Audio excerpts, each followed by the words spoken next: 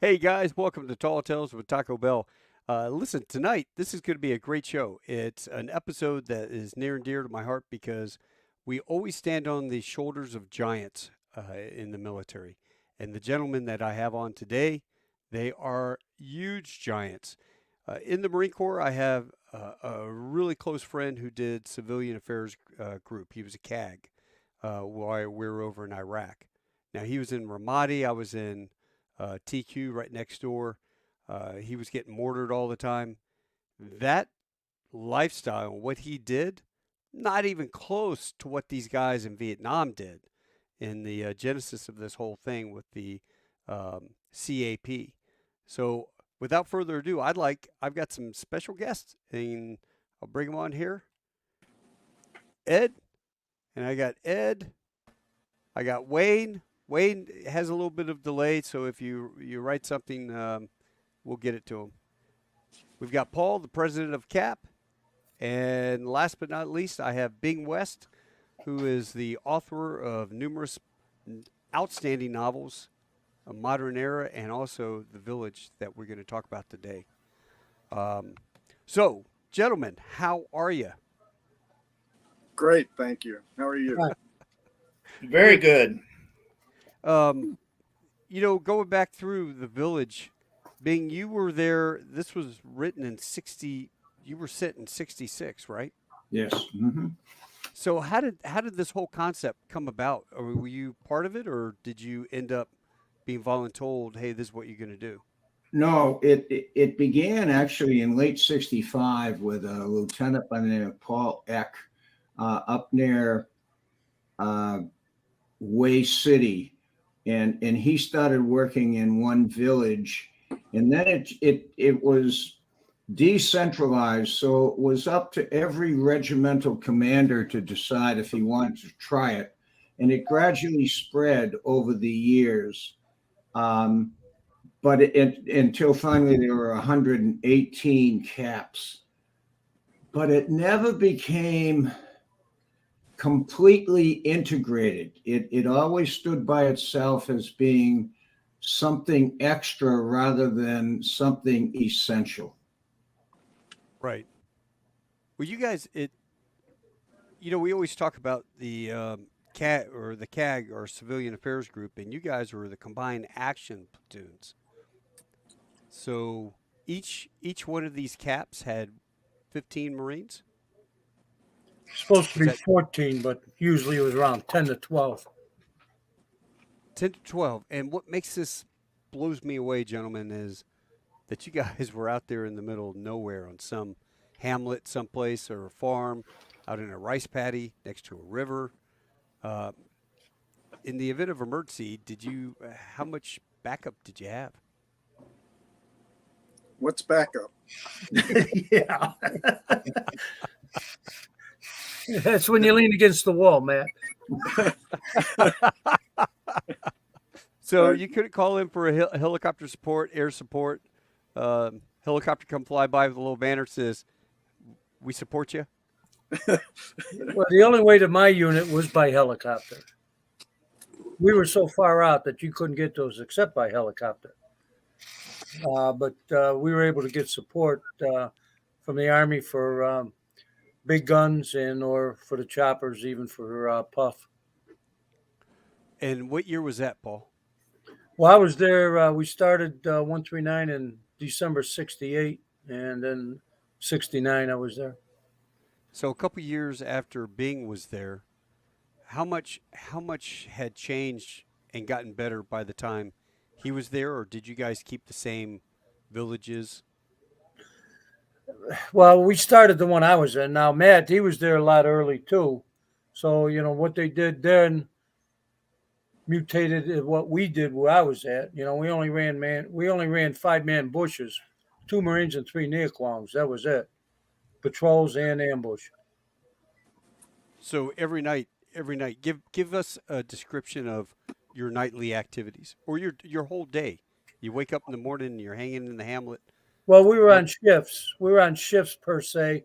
We were different. We had a village that had a 400-foot bunker complex on a hill overlooking the village that the Koreans had built. We had 7 fences around the village. We ran 1 patrol during the day, and then we ran 2 bushes at night. One somewhere around 9 to 2, and the next one 2 to dawn. And then we also had your inside the village. The other Marines had 4 or 5 quants assigned to them, and they took specific locations within the ville to protect the perimeter. Plus 2 Marines were on the hill with 15 quants with a 60 mortar, 60 gun, and the radio. That was only our lifeline back to the rear. Was we had to transmit to the hill and back to the rear. Now, when you say quans, most people won't know what that is. What are quans? That's the Vietnamese word for PFs, Popular Forces. And the popular forces were They were local- the units that worked with the Marines and the CAP units. Okay. Most of them could have been local, but they were armed and trained, and they did stuff with us, learned from us. Gotcha. Bing, I've got a question for you. Oh, no, wait. Go- Wayne, Go ahead, Wayne. Well, I was just going to say there was an evolution in the early days. The caps actually operated from compounds. When I got there in January of '70, and by then, all the units were mobile, where there were no compounds. I think that's a distinction that needed to be made. Thank you. You bet. Bing, you went through TBS in the summer of '62. So when now retired Lieutenant General Bernard Tramer was your tactics instructor, did any of the stuff that you learned as a young lieutenant at the basic school, did that come to play? I mean, were you able to translate that well enough over in Vietnam at that time? well, the commandant sent me back to Vietnam sent me out to different firefights to write something called Small Unit Action Vietnam in '66, which became the origins for the book, The Cap, because the generals were honest enough to know they didn't know how to fight the Vietnam War.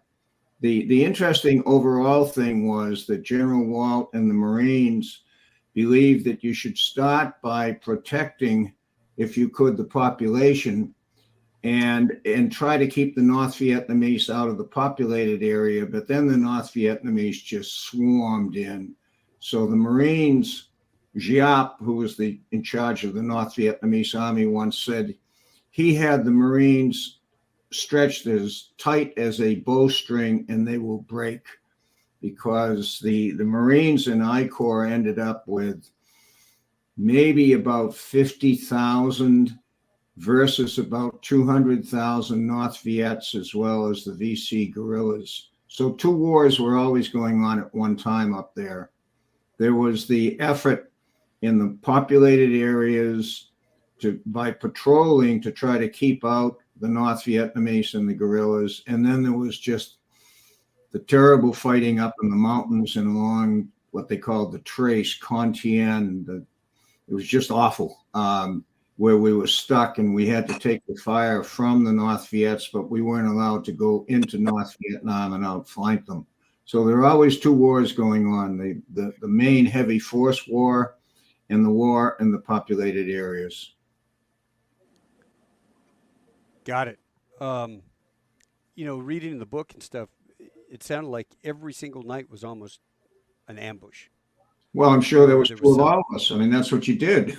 Every night you just, as Paul just said, you take a couple of neoquans, a couple of Marines, because that's all you had, and 4 or 5 of you would go out, and then another group would go out, and you just continued and continued and continued and continued. And the critical variable to survival was that the villages really had to be more on your side, because if they wanted to betray you, we would have been finished in those villas. That's why we could never do it in Iraq or Afghanistan. Every effort in Iraq and Afghanistan failed because you couldn't trust the population as a whole. Now, why it was that we went to some villages and not other villages, that was due to Vietnamese political system and what they were telling our generals. But we didn't go to all the villages, and I'm really, I've always wondered, could we have done it in every village instead of the way we did it?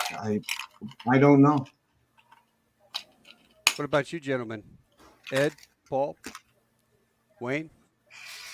Did you guys experience the love from the Ville? I mean, did you? Well, I found that the best way to get acclimated in the village and to get close to the people were the children. I think we were young, 20, 19 years old. And when you are in a hostile environment like that, the children loved us. We were young, they looked up to us. And we took care of the kids. If a kid got hit, as a matter of fact, in our Ville, there was a little girl of about 7 who got hit with some shrapnel and got burned. And we called in a medevac, and we actually took some heat because when the medevac came in, we placed this young girl, Vietnamese girl, on the medevac chopper, and they took her away. And that really did a great deal for us as far as the relationship with the hamlet and the people. Now, getting to the point where you're talking about mobile caps and stationary caps, or what is commonly known as compound caps, I think compound is a misconception. A compound, to me, sounds like Fort Apache or something like that. A compound in this sense is a surrounding by barbed wire and claymore mines and trip flares, etc., around where the Marines stayed. And that was dangerous because it put them as a target. In my Ville, we actually surrounded I was a compound or a stationary cap in 67, 68. And what we did was we actually fortified one of the 5 hamlets that comprised of our village. So our village comprised of 5 hamlets separated by rice paddies and foliage. And we took one hamlet that was located on Route 1, Highway 1 in Vietnam. And we put concertina wire and barbed wire and trip flares and mines around the entire hamlet, except for the trails coming in. That was great in my area because the enemy could not mortar us without damaging their relationship with the populace. Oh, that's smart. But yeah, when you talk about winning the people, an example I can give you real quick is September 69, my unit was overrun. Marine and corpsman were killed, 4 Marines wounded. I think there was like 12 Quans killed. 50 people in the village were killed because they refused to give up where the location of the CP for the Marines were at and any of the perimeter bunkers. What I call bunkers. They weren't actual bunkers, but that's where they settled in. And I don't recall how many Quans were wounded. And for 3 days, they found 112 dead NVA. The people never gave us up, and the village was totally wiped out. Jeez. Now, did you ever kind of like? I mean, the only time that I saw Iraq turn around was in 06 when the surge, when the surge started, and they were basically the bad guys had ambushed the Marines coming through Ramadi. They ended up killing 3 kids. They tried to blame it on the Marines, but it was really tough to get them and convince them to do an autopsy and show them that what the rounds were that hit the kids. The elder agreed to have one kid extract a round from him, and it was a 7.62 from an AK. And then my buddy told me they were driving through that same area a couple days later, and there were 4 of the Al-Qaeda guys shot dead in the same field that the kids were killed in. Did it ever come to that with you all where the locals turned around on the MVA and actually took action against them, or did you ever have that? No, they just gave information. Oh, did they? Yeah. Well, a lot of the popular forces, were from the actual villages. So, you know, I I referred to them as like village militia, and so they were working in their own village with us. And did you ever have any of those guys turn traitor up? Well, I'm sure probably a couple in the book it did. You had one guy that was bad. Um, We our worst one was, and we knew it was kind of unusual at the time. The actual uh, commander of the PF group um, pulled the group together for a day patrol, and you know that was just really unusual. They didn't usually like to go out on their own, but he pulled them together for a day patrol. We were working on the school, and I'd sent you some pictures of that school. We were working on the roof of the school at that time, and he actually led his whole platoon of PFs into an ambush. So you just never knew. But for the most part, the villagers were very supportive because they knew we were keeping the VC and out of their villages where they could not steal their rice and kidnap their kids and take them off and indoctrinate them. what we talk about that supplies and stuff. Did bring in some of the American supplies help out with your routine? You had a doc take care of the kids, the villagers, wins the hearts and minds. I'm having a hard time hearing you, Taco. I'm sorry. You're coming in very, very light. Okay, can you guys hear me now? Yeah, Yeah, that's I can better. hear you fine. Yeah, Okay. what we call the med caps, where the corpsmen would actually, we designate a day where the villagers could come and be treated for all kinds of things. A lot of times maybe they had, stepped on a mine, or maybe they were just sick. So we treated them. Our corpsmen treated them. We called them med caps. That was a very popular thing within the villages. I'm just blown away. I mean, think about you guys out there with really nothing. I mean, what was the closest unit from you all? Usually Let's- 20-minute, 30-minute drive. No, longer than that for me because we had nothing around us.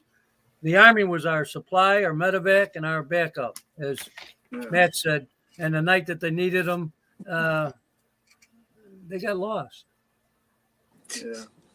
Well, my Trebong did the um, artillery force. There was a special forces camp there, Right. and we did a lot of work with what was called the Hmong. They were half Chinese, half Vietnamese, Right. and I'm telling you, they were some bad dudes. Those guys, I've always heard they were the toughest fighters up there in the mountains.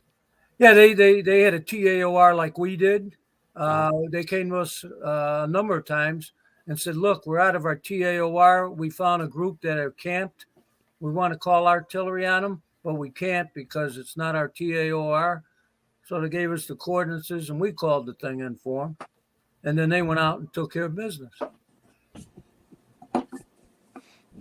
Uh, I want to start with I'll go across the top. Wayne, give me the best story you have when you have a good memory of your time with the guys, because you all were a year, right? Yes. Give me your best memory of over in Vietnam on your CAP mission. Well, I'm going to go back to what Ed was talking about with the children. We did a tremendous amount of work on the school, and I sent you some pictures of that school. I think the most touching thing for me is when those school kids every morning in uniform would form up out in the courtyard and raise the South Vietnamese flag. There it is, And right there. that was extremely, extremely touching to me, for us to be able to protect them, so that they were the ability to do that. That's just really, really, really touching to me. Yeah, you're looking at about 100 kids out there. Oh yeah. Let's see if I had, yeah, right there. dress right? Yeah, all the boys would wear the pants and white shirts, and the girls were in the white um, Vietnamese. I can't remember what the dresses were called, but the white Vietnamese dresses. And did you guys go into the schools there to help out with the medical med caps? Yes, but we also would go in and teach English classes. Oh, Um, really?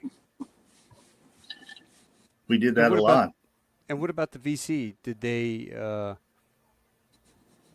ever set up any ambushes knowing that you guys were coming into the school, or did they avoid that because of the kids? They didn't typically set up ambushes against us, but they would go in and constantly, set demolition and whatnot on the school. I didn't send a lot of the pictures, but we'd repair the roof one day and come back and it'd be destroyed the next. I mean, they just constantly were hitting that school, but never when the kids were there, fortunately. Thank God. Yeah, that was a lot of kids. I mean, it had to at least be in 200 kids out there. But when I think of village, I think of out in the village. Those kids look so neat. Where do they get all their clothes and all that stuff? I always wondered the same thing. I mean, the South Vietnamese people lived in hooches with dirt floors, and those young girls would come out in the morning to go to school in those beautiful white dresses. You always wondered how they could pull that off. Yeah, yeah. Just looking at the photos. Um, any other patrol stories or things, Paul? Any stories that you remember? Uh, yeah, we were like 22 clicks away from the closest help. So we were a good distance away. The closest unit was 138 across the river. They got hit one night in a Claymore ambush. The Marine Canine with his dog was killed. A couple of Quants were killed, and I don't recall how many were wounded. About 3 or 4 days later, we're pulling an operation. Now, an operation for camp units was 5 guys from here, 5 guys from there, 5 guys from another one. And we went into an area called Takan Dang 4. I was walking point. To make a long story short, I found 5 in a hooch. After the incident was over, there was 2 that were neutralized, and picked up an M2 carbine and an M16. And on the way back to our village, the radio told me that the M16 belonged to the Marine Canine person that was killed 3 days later, or earlier. Oh wow. So I can personally say I got somebody. Yeah. The Pavement. Yep. I've got some statistics that were provided at one of the reunions many years ago.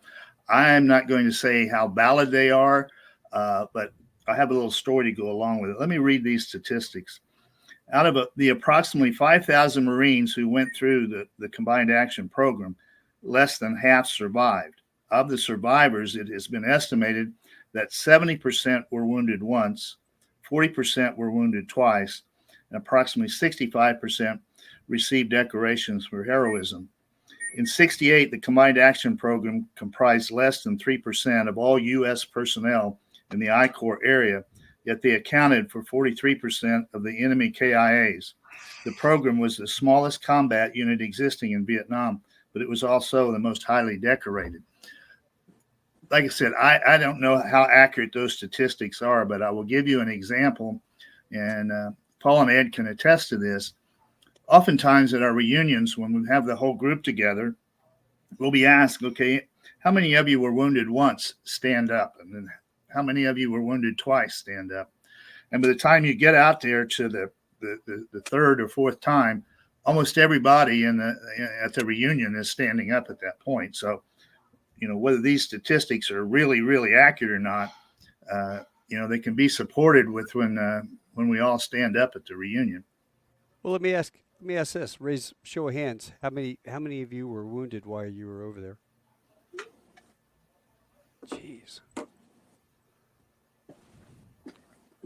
That's amazing. Yeah. And did you get 2 Purple Hearts? Only one for me. One for me.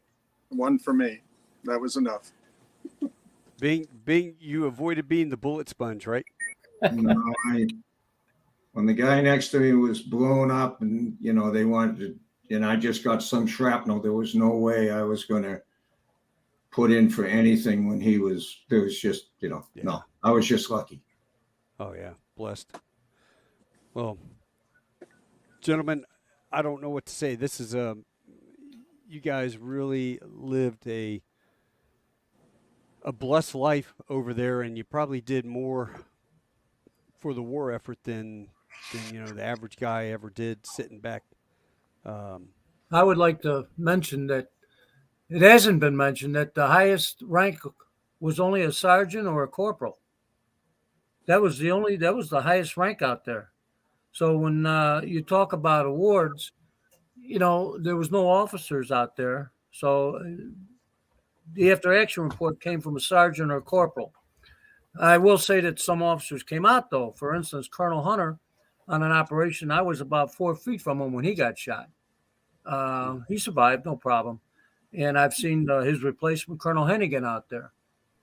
So in 68, 69, officers came out to our units. I don't know what it was like prior to that, but they did come out.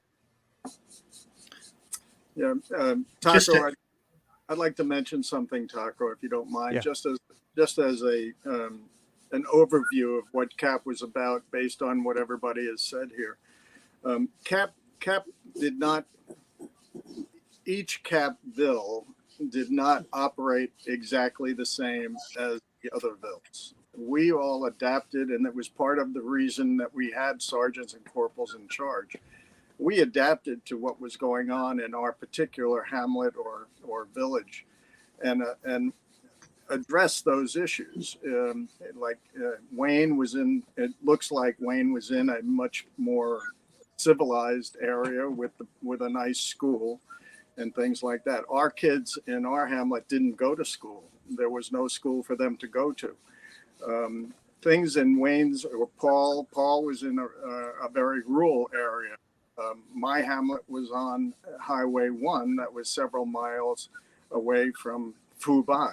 So in order to supply us, they could supply us with trucks. They didn't, if trucks could get through. They didn't need to take helicopters as in Paul's.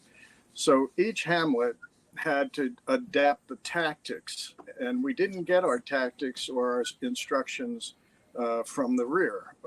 We devised our tactics by our daytime recon patrols that went out and talked to the villagers and asked the villagers through our interpreters where the enemy contact was being made the night before or the week before. And that's how we would devise our patrol routes, our ambush points and things of that nature. But other villages had different things to contend with. But the most important part of this, in my experience in being being a CAP Marine, is the fact that it was always the unknown. All of my contact, well, I wouldn't say all of it, but probably 90% of the contact I had in the hamlet was at night. It was not at day. In the daytime, we owned the day.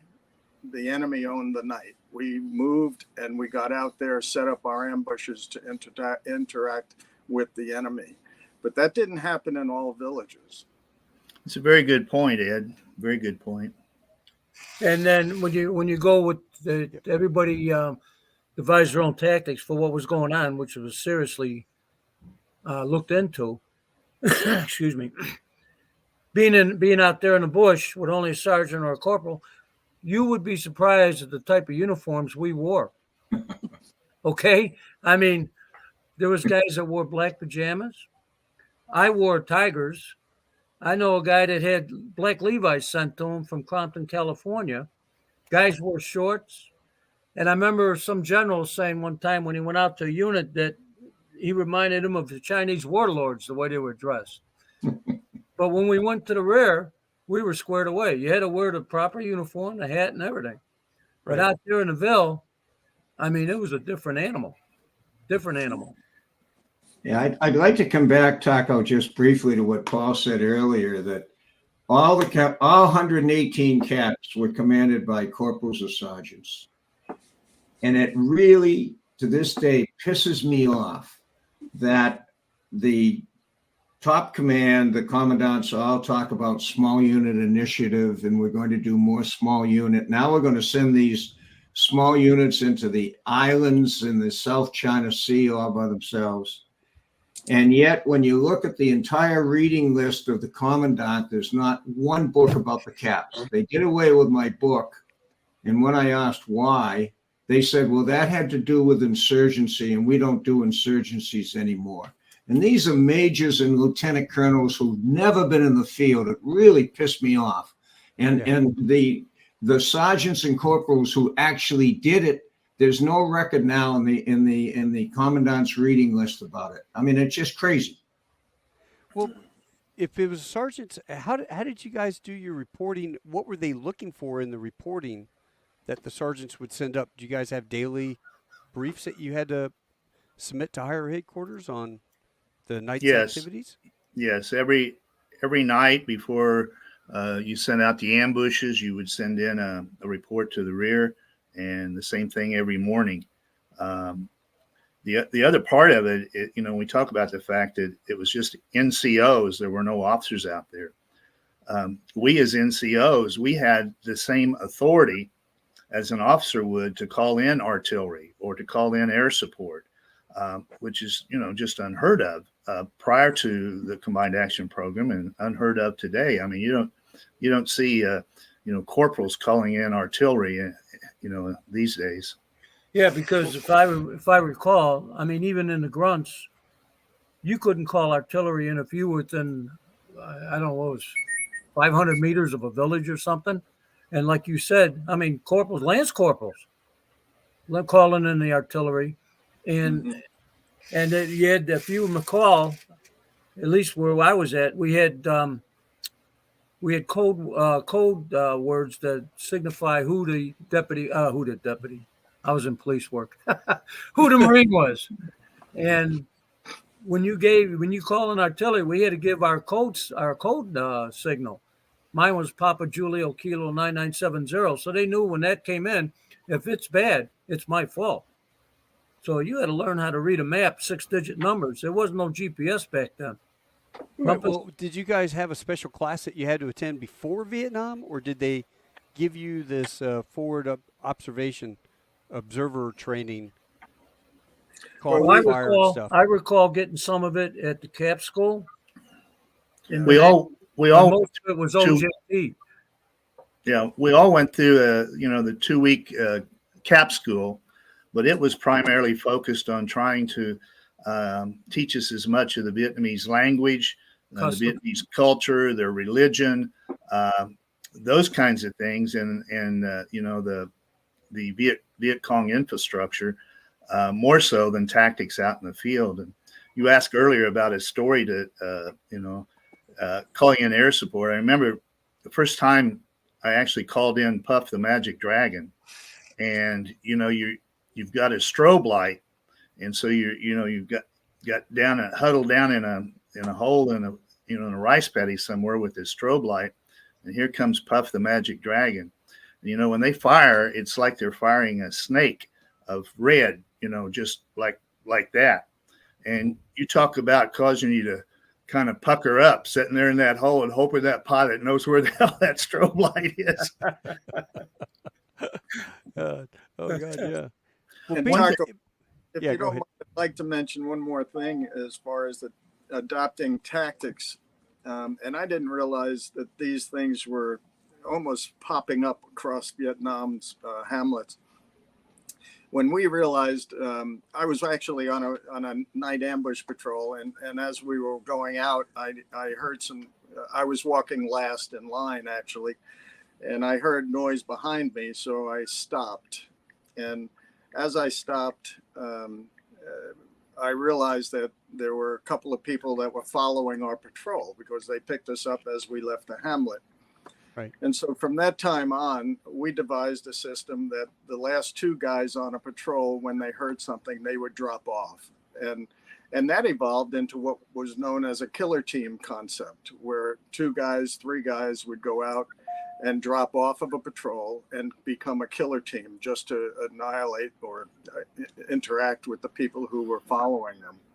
And when I got back from to the world, and after meeting Paul and Wayne and other guys in our CAP unit association, I realized that I heard that the concept of killer teams doing the same exact thing had been done in many other CAPvilles. And it seems like maybe by osmosis, I don't get it, but it's people, different corporals, different sergeants that didn't speak to each other were adapting to the same type of tactics. Yeah, absolutely. Yeah, a lot of ingenuity, a lot of thought went into it. And part of it was we were more of I hate to use the word democracy, but we used to talk to each other and say, what do you think? What do you think?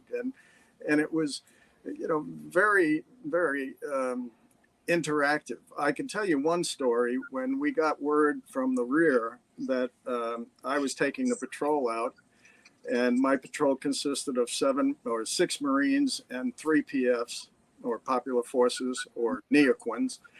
And we were told to go to a specific area, which was not what I had sent back from my patrol route. And we were informed that we were supposed to be a listening post for to detect a large enemy force coming in. And that meant that we were going to be dead. We were going to be killed that night. We were going to be out there all by ourselves, just a few guys. And I asked the guys what they wanted to do. And they said, let's go. And every one of these guys picked up and went out there, even though that we were going to run into a large enemy force. Thank God the enemy force never showed up. but every one of them voluntarily got in there. And now that's the other thing I wanted to mention. In my village, every one of us were a volunteer. I don't know if that was going on in 70 or 69, but I think when Bing was there, it was all volunteer force. I think so. Is that right, Bing? In 1966, you had to already have 6 months on the line, and then you had to volunteer. But, the interesting thing is that we had a chaplain who did a big survey. This is in 66, 67, when it was really tough along the DMZ. And he came back and he said he didn't think you could expand the CAPs forever because there were certain kinds of people who would not fit into a CAP, which was interesting, but I have to say, in terms of the overall, the allegiances in South Vietnam were all over the place. But in 2000, my interpreter and I went back to the village south of Chulai where Cap Lima 1 was. And all the villages knew who we were, which is interesting. And I said that to my interpreter. I said, how could that be? And they said, look, if you were here your entire life picking up pieces of rice, and you had a couple of Americans here for a year, would you remember them? And they knew the names, when they were killed. And then the village chief had us to his house, his hooch.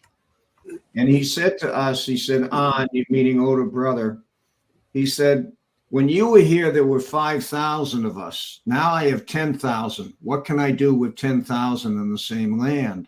And I said to him, don't talk to us. You're with Hanoi, and that should be Hanoi's problem. And he looked at me and he said, don't you give me that. You were here with us. Nobody from Hanoi has ever been here.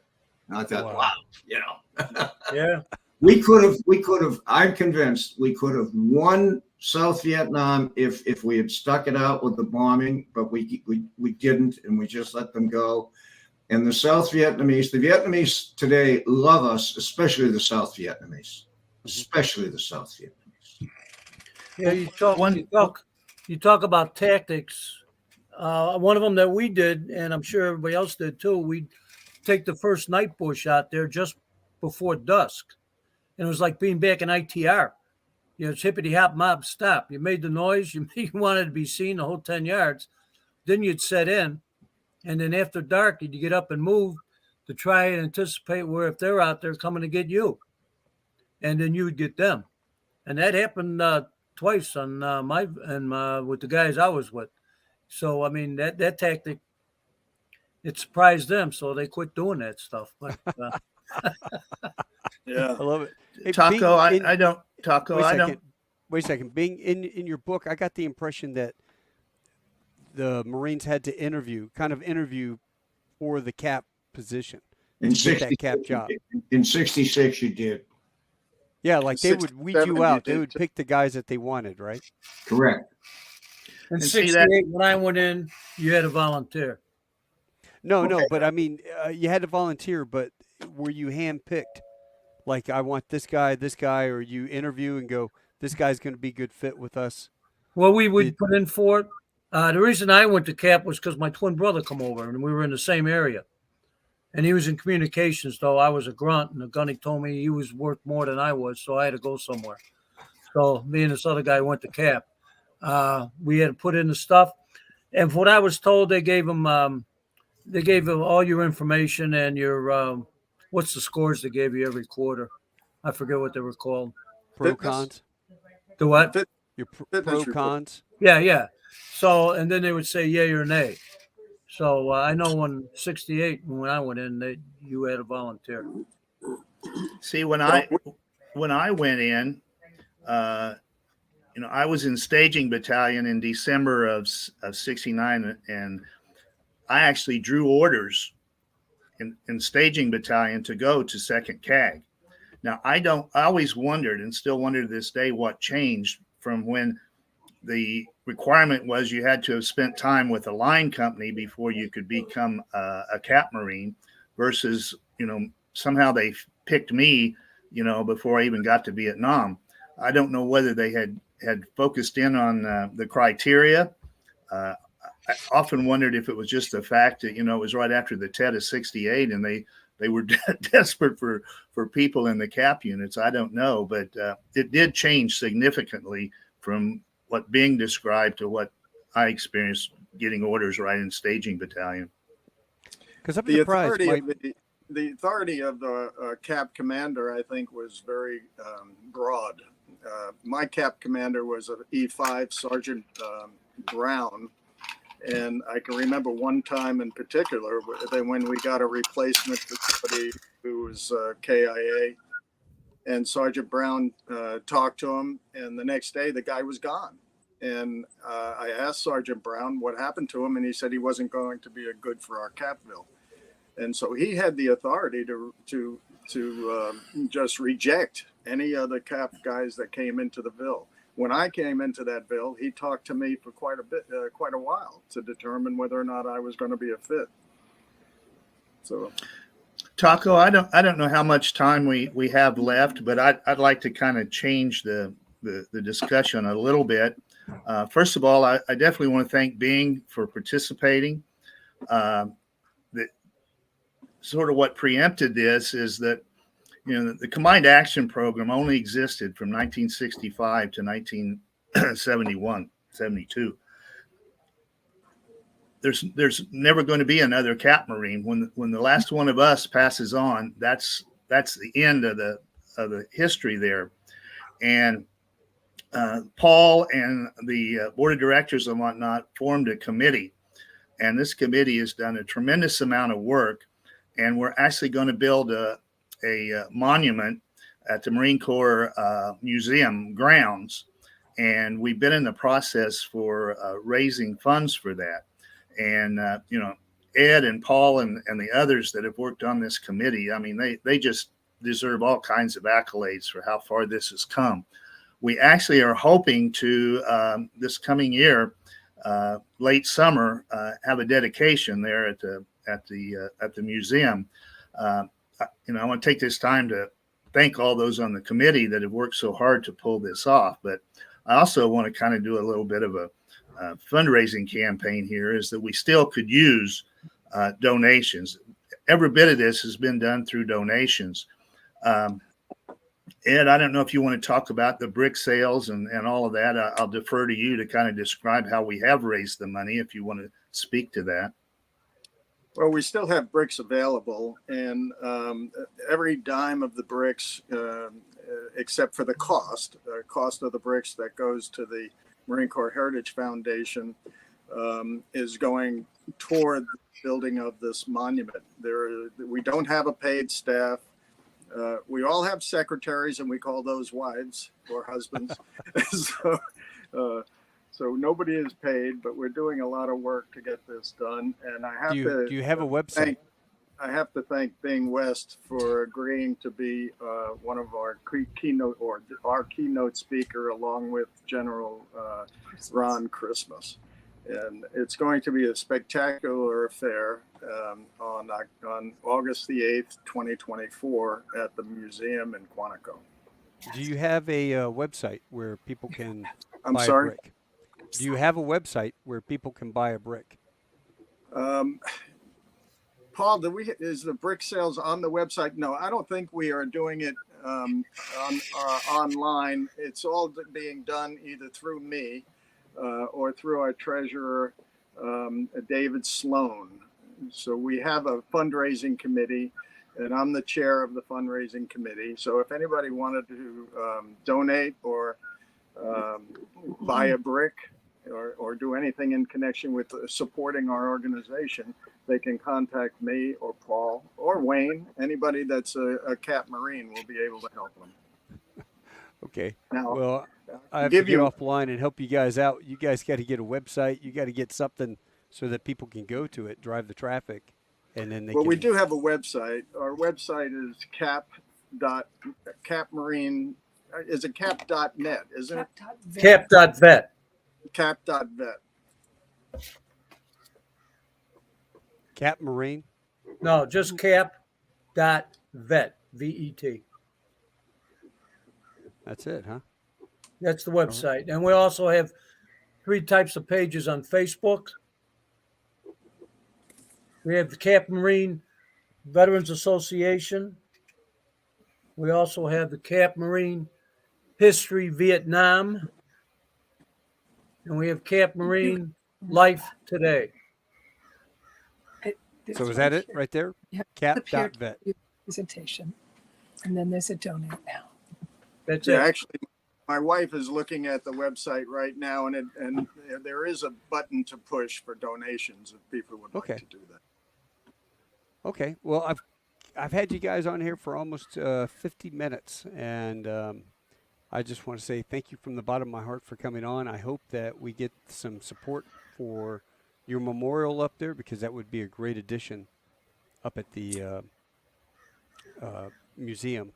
And Bing, how do I tell my Marines to tell the commandant to put this back on the commandant's reading list? How do we get that fixed? I don't care if it's my book. I just think that the Cap needs a book that explains what the corporals and the sergeants were doing, because that extends far beyond just an insurgency, and it just pisses me off to watch these academics who are lieutenant colonels and colonels who don't know anything about that saying, oh, we're all in favor of small units, and then not giving any credit to the one program that didn't have one officer, Yeah.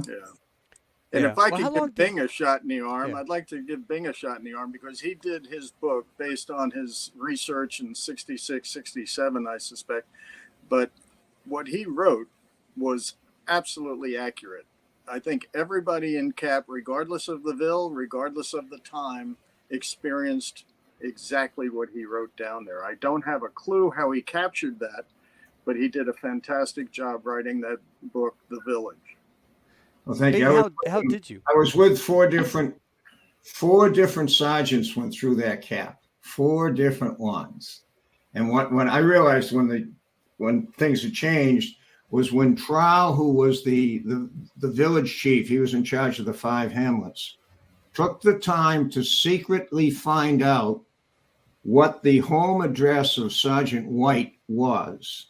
And he wrote to Mrs. White a letter, and many of the hamlet chiefs signed it, saying, Sergeant White worked very hard all the time, never looked tired. We thank you very much, Mrs. White. I thought that was really terrific. Wow. Yeah. That's great. Yeah. Did he survive, Yeah. Bing? No, he's dead now. Yeah. God. Vinnie McGowan is still with us. I hope Vinnie is part of this group. Vince McGowan in New York City. Oh, well, I'll check it. Yeah. Bing, when you went back, were you still active duty captain when you wrote the stuff for the village to collect all that? No, Were you still on I had active duty? active duty, but I was still going back to Vietnam on a regular basis for 5 years for the Rand Corporation. So I kept going back to the village all the time.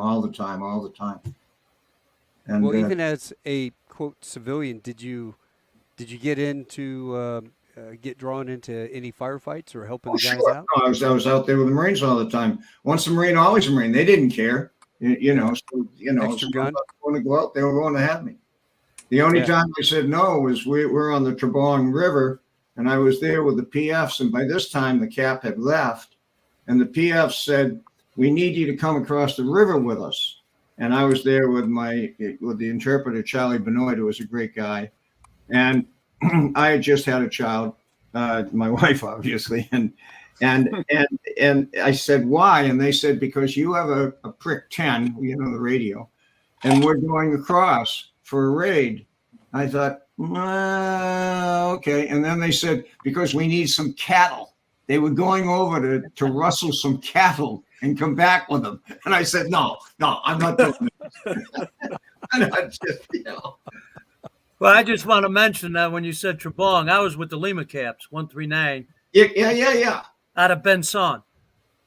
Yes. That was our river. There's a terrific book, Paul, that you should read called Our War. And it is an account by a lieutenant colonel who has spent 20 years. He was in the Trebong area tracking what the Americal Division did and what his battalion did. And it is stunning when you look at the difference in the same area beginning in 1966 through 1970 and how many they lost from the soldiers outside of the caps right in the same area from the mines. And we never had to worry about the mines in the villages, but they were just decimated, and it's kept going and going and going. It's a sad book that shows the difference between being a unit on a hill that doesn't know anybody and being in a cap where you're accepted in the village. Wow. Yeah, the Americal Division was supposed to be our supply and backup, but some of that didn't happen. Yep. There's Well, another gentlemen, thing I want to mention, Taco, go if you ahead. don't mind, that I think Paul and Wayne and Bing will all agree, is the barking dogs. Oh, yeah. We didn't have any electricity. We had no light after dark. Nobody used a flashlight, obviously, when it got dark. No candles, no illumination at all, except if it was coming from the sky. But when you're in an ambush site, or if you're online and you hear dogs barking and you can track those dogs going from left to right, you're in some deep shit. And the ducks. Yeah. The sounds at night, you never forget. You never forget those sounds at night. And they really didn't taste bad either. What, the dog or the ducks? The dog. Wayne had a photo. He's got a captured AK and a flag there. Where's the? You had a photograph of the starlight. There it is. There you go. Yeah, Wayne with the starlight scope, and he mentioned that was his biggest fear, was losing the starlight scope. That was $3,200. That was a lot of money back then. Yep. Yeah. Did you get any hits with that? Were you able to utilize that, or just for? No, if you had a good moon, it worked well, very well. I mean, it's nothing like what they have today, with the night vision. Yeah, night vision nowadays. Well, now that we've given it to the bad guys from Afghanistan, that kind of sucks. Well, the problem with that first starlight scope, they put a green ring around your eye. Right. So the distance between the scope and your face showed a green ring, illumination light. If they were out there and they saw that, there was a good target. Yep. I didn't think about that. Yeah. You know, you talked about night vision in the early models. When I was a lieutenant at the basic school in '88, we had MOS night. And so you at the basic school and you talk to these officers and find out what you want to be and all that. And we had this artillery guy named Lieutenant Colonel Hodges. And he goes, I selected artillery. I tell my wife, hey, I'm going to Vietnam, but it's okay, honey. I'll be in the rear, you know, back on some arty base. It's okay. And he shows up and they go, no, you're going to this base up here. You're going to be an FO, forward observer. And they gave him a pistol and a rifle. And then first night in camp, hey, go around and go check on all the ECPs. And he goes out there and he gets to like the third one, does the password, crawls into this guy's hole. And this Lance Corporal is using a night scope. And he goes, hey, sir, I got movement out beyond the wire. And he goes, really? And he goes, yeah, here, look, sir. And so he looks and he goes, I couldn't see anything through that scope. I couldn't tell what the hell he was looking at. I don't know what he was looking at. It was just green, dark, black, and all this stuff. And he goes, so I just played along. I'm like, yeah, I see something. And he goes, hey, sir, can I fire a flare? Yeah, go ahead. And so the Lance Corporal grabs a flare, and he can hear him pulling the cap off and rustling. And he goes, pop! And he pops a red flare. And all of a sudden, he's like, oh, God, there go my bars. And he picks up the phone and goes, sir, it's Lieutenant Hodge. I just fired the red flare. I'm at ECP. And he was going to say it was a mistake when all the mortars started walking in. He got the Bronze Star that night. And he goes, yeah, I screwed up, but, it's not how you fumble the football. He goes, what happened was the mortar lines cut my line before I could tell him it was a mistake. The mortars cut the lines to the CP, and they had all the generals and everybody there, and they all thought he was the greatest guy because he preempted this attack. And he goes, and it was a straight up mistake. And I told him, I go, hey man, this guy saw the guys. He got an award too. But those night vision goggles, I mean, from what we wear when we fly airplanes to what the guys are using, especially SEAL teams with all the different nods, night and day from what you guys had. But yeah, I could see that with the ring around your eye. Oh yeah, it showed up. Yeah. Didn't it have the little eye, the rubber piece that you could kind of suck up onto? They had it, but it didn't work well. I mean, you couldn't. It was like looking through a scope on a rifle. You get too close. Oh, okay. And you got nothing. You got to back off, and that's the way that scope worked. Yeah, you had the eyepiece, but hardly anybody ever used it. Oh, that's crazy. Well, gentlemen, do any of you have a saved round? I'll wrap this up. Saved round. The only thing I might add is that books that we need to get into some of the powers that be in the Marine Corps is Dr. Jeannie Johnson wrote a book, and Mitch, I think I gave it to you. Me. Yep. That's another book that nobody's taking advantage of that we need to promote with the higher ups. How about the rest of you? Anybody else have a book that you love and you want to promote? No, there's been a number of them that have gone out. I know the sergeant that was in charge of my unit wrote one. He was in the NAM 3 years. I mean, 3 years. I'm not talking about a tour, going home, a tour. 3 years. They literally had to take him out of NAM. And so what does he do? He goes to California. And he says, he puts in to go to Japan. He does. And he says, well, I'm over. Can you send me back? And they said, yeah, okay. I mean, he wrote a book, but it was about his personal experiences there and what happened in the cap units. Wow.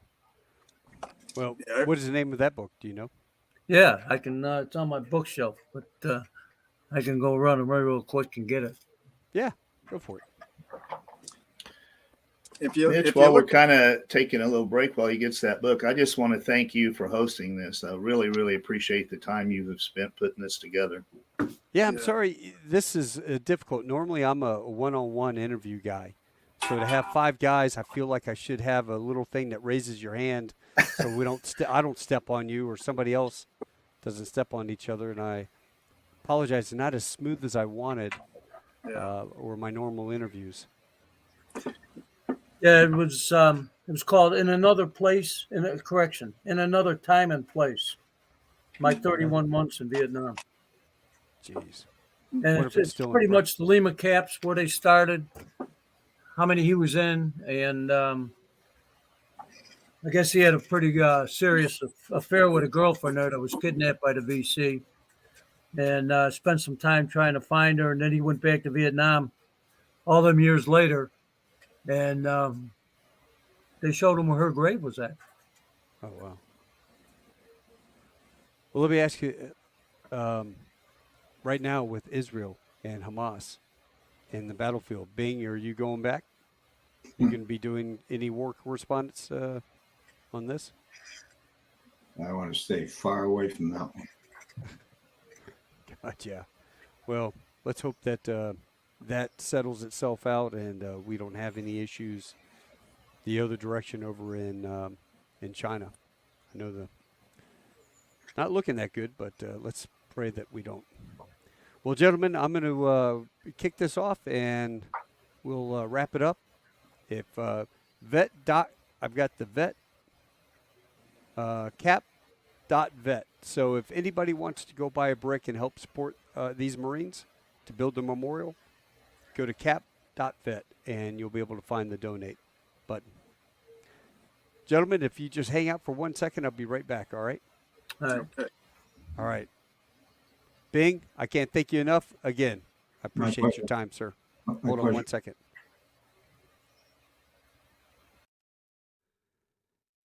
Hey guys, I hope you enjoyed this program on the village. Basically, go out, please do me a favor, go out and buy this book. Bing is not kidding when he talks. Well, the other guys, when they said shot in the arm, the way he writes this book, it puts you right there in the experience with the Marines. And I would equate it to with the old breed. It is that good. It is outstanding. And for the experience of a non trigger puller guy like myself, aviator, to read this is to actually experience the combat. So please go to Amazon or your favorite book purchasing place, pick up The Village and any number of other of Bing's books. You'll be greatly surprised and happy that you bought them. So fantastic Christmas presents coming up. You guys take care, and we will see you someday in the very near future on another Tall Tales with Taco on Tuesday. You all take care. Hoorah.